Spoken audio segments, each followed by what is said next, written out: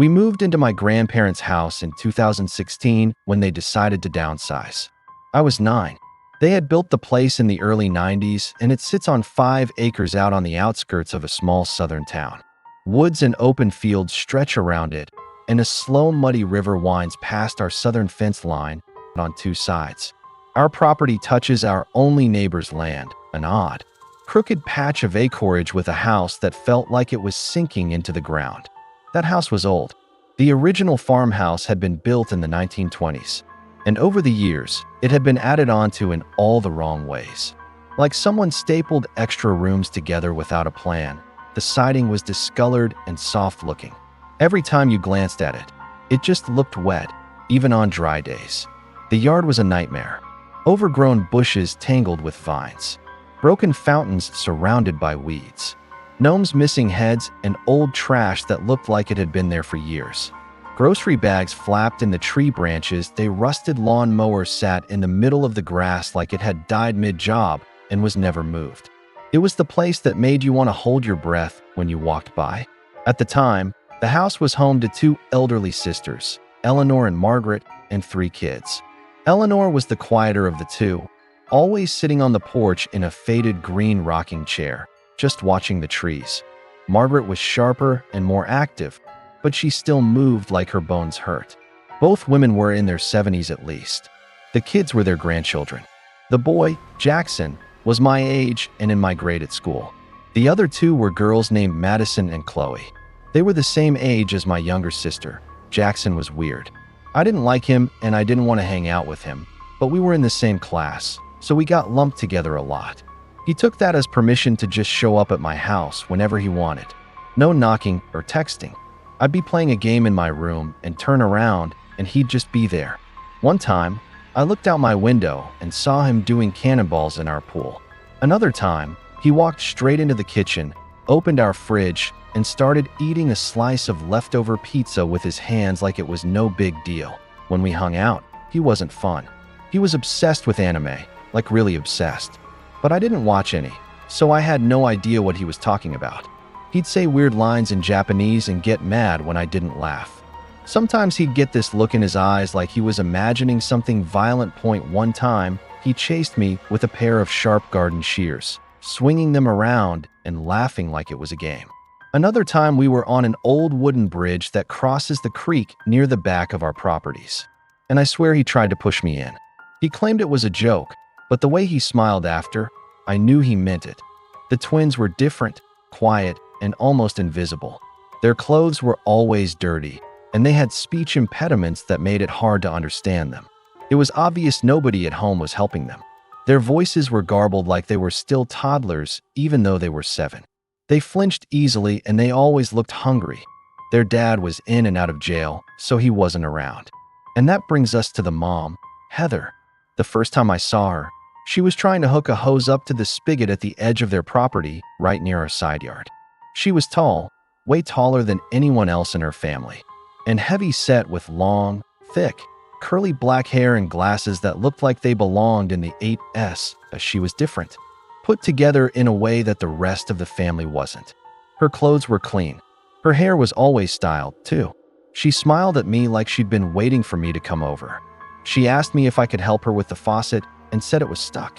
I walked over and turned it, and it moved easily. She gasped and clapped her hands, told me I was so strong and how lucky she was I came over. I felt proud. She made me feel like I was something special. Then she said, "Did you know you have a third eye?" I blinked. "What?" She smiled wider and said, "We all have one. Not a physical eye, but a spiritual one." She said, "It lets you see the truth, whatever that meant." Before I could ask anything, she started walking back toward her house and told me to come with her, so I did. The inside of their house hit me like a wave of rot. It smelled like spoiled food, mildew, and something worse I couldn't place. Trash was everywhere. Garbage bags torn open, rotting food on plates, stained furniture. Even dirty diapers were stuffed behind the couch that I tried to leave, but Heather grabbed my wrist and led me upstairs. Her room was nothing like the rest of the house. It was pristine with pink wallpaper, clean carpet, shelves full of porcelain dolls, and very ornate old furniture. The air smelled like rose water and old perfume. It was like I stepped into a different building. She gestured for me to sit on a little cushioned stool in the corner and then walked over to her vanity and opened a drawer. She pulled out a silver tray with a black candle, a crystal, and a thick leather-bound book. The second I saw the pentagram on the cover, my stomach turned. My parents are Catholic. I knew what that symbol meant, and suddenly, I started seeing it everywhere. On the jewelry box, on the mirror's frame, and peeking out from under the corner of the rug on the floor, etched into the wood. I jumped up. Sorry, my mom wants me home. Bye. I didn't wait for a response. IRAN.in 2019, Margaret had a heart attack and died inside the house. I heard she collapsed in the living room in front of all the kids. I went to the funeral. It was in this rundown Baptist church on the edge of town. The family was stone-faced like they didn't know how to react, except for one woman who I'd never seen before. She sat in the second pew, sobbing so loud it echoed. Nobody acknowledged her. That same year, Jackson disappeared. The story was that he tried to kill one of the twins and was sent to a psychiatric facility. I never got the full details, but my parents sat my sister and I down that night and said in no uncertain terms, we were never to go near that family again. I remember their faces, grim and serious. That's when it all clicked. All the little things I hadn't understood. The weird stuff, the fear. Eventually, the rest of the family moved away. They left Eleanor behind. Just an old, frail woman living alone in that collapsing house. She passed away in 2020, alone in that house. Her estate went up for auction. A few months later, one of my old elementary school teachers, Mrs. Johnson, bought it with her husband. They tore down most of the structure, but kept the original 1920 section, the same part where Heather's room had been. Mrs. Johnson invited us over to see the renovations. It was beautiful. Open floor plan, all new appliances, and fresh paint. She showed us upstairs, and that's when my skin started crawling. We were in her room, and I could feel it. Even though the floors were carpeted now, I knew the pentagram was still there, like the floor remembered. I felt nauseous, like something was watching me from the walls. I told Mrs. Johnson I had a headache and had to go. She was disappointed that I was supposed to stay for dinner. I avoided the house after that until last year. Mrs. Johnson asked me to dog sit while they went out of town for a week. I said yes. I figured it was just a job.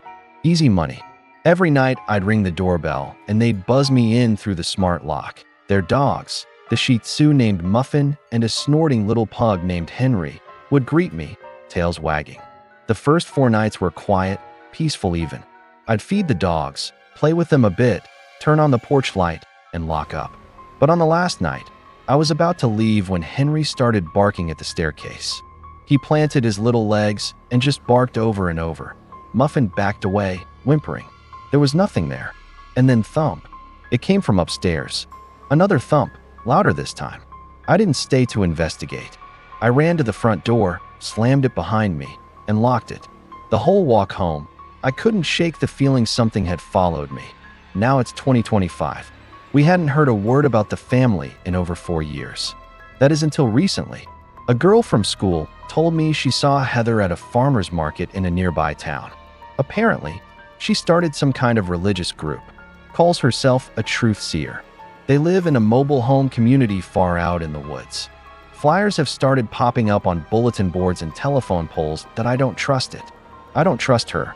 I think Heather is truly evil. I mean, she neglected her kids.